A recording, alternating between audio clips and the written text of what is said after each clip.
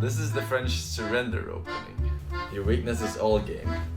I mean, you say that, but he will then move here, which... Oh, never mind. Zoomers LULW What? lost on time. Today we're going to be going over the games and playstyle of one of the greatest PogChamps participants of all time. Hold on, I can fix this.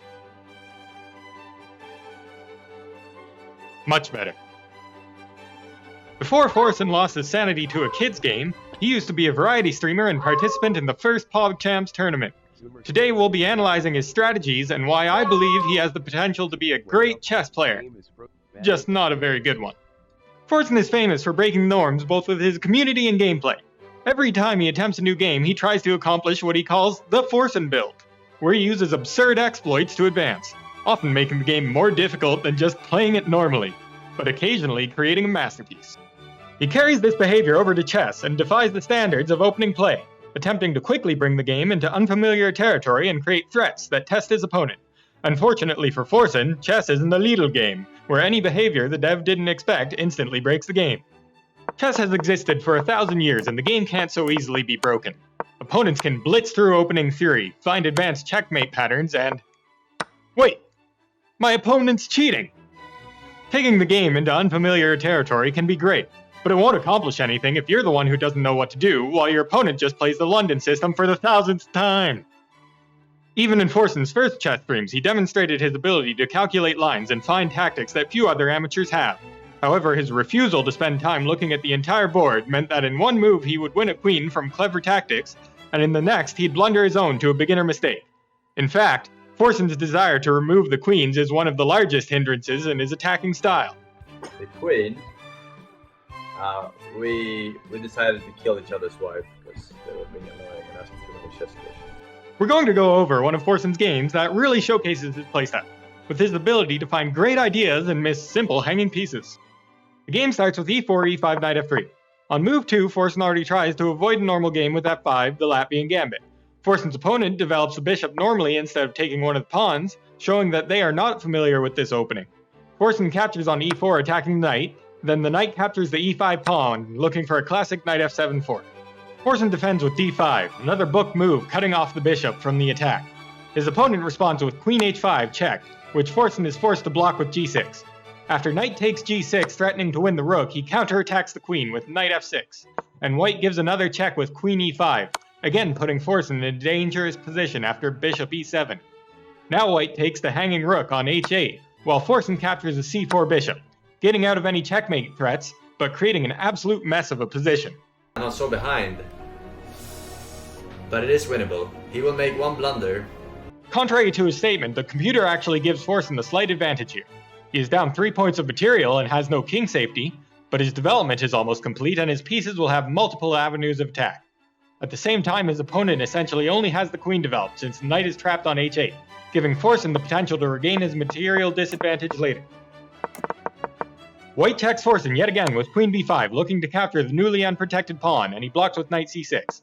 After queen takes pawn, Forsen launches his attack too early, playing knight e5, attacking the queen when he should be focusing on completing development and capturing the trapped knight.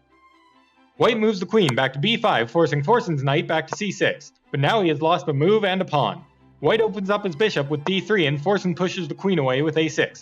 He yet again attacks the queen with knight d4, also looking for the c2 fork, a mistake because queen f7 check forces the king towards the center, blocking his development.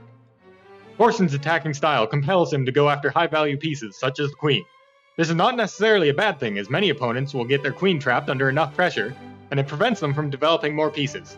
However, this situation is a perfect example of this going wrong for Forsen, where his opponent has used this to gain tempo and tear apart his structure. Now of course this still isn't professional chess, and seeing his knight under attack, white moves it to h6 where it can be taken by the pawn. But Forsen isn't satisfied with the free knight, and goes for the knight c2 fork instead. After the black knight takes the a1 rook, now the white knight escapes to e5 with check, forcing the king further into the center of the board. Both sides get their undeveloped bishops out, with Forsen's attacking the white queen again. White brings the knight back to g6 with discovered check, allowing Forsen's king back to safety. With two pieces under attack here, the best move for white would be to give another check, allowing them both to escape. Instead he tries to trade queens after knight takes e7. However, this is the wrong order, since now Forsen is not in check and can capture the queen with bishop instead of exchanging on e7.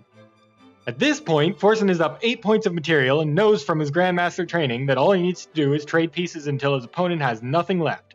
We will let the rest of this game play out as he does so, with the exception of blundering a few pieces in the process, while I repeat some of the key takeaways from this game. Forsen beautifully demonstrated his fearlessness that game by immediately going down a dangerous line with the Latvian Gambit, and coming out of it not only without getting checkmated, but with a slight advantage.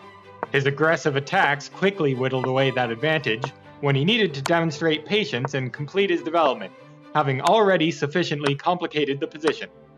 In the end, despite a few greedy moves, he was able to keep his king safe despite being in the middle of the board, until his opponent lost track and blundered the game by losing the queen. Forsen's aggressive moves and solid defense are why I believe he has the potential to be great. Many players hit a wall when they have finished studying theory and find themselves at a loss when they need to find a move in an even position. Forsen, on the other hand, constantly looks for a way to make something happen on the board. Even if it can be stopped, his opponent has to spend time ensuring that they do so correctly, or the game will quickly be over. Unfortunately, his refusal to study the fundamentals beyond some gambits means that any calm opponent who knows their theory should have a strong enough advantage by the mid-game that their moves will find themselves. This is why I don't believe Forsen has the capacity to be good at the game. He may not hit a wall when it comes to creativity, but he will hit a wall far before that when his attacks come too early without first setting up enough support. I like this guy's style. He plays by his gut. Who cares what the moves and the pieces are called?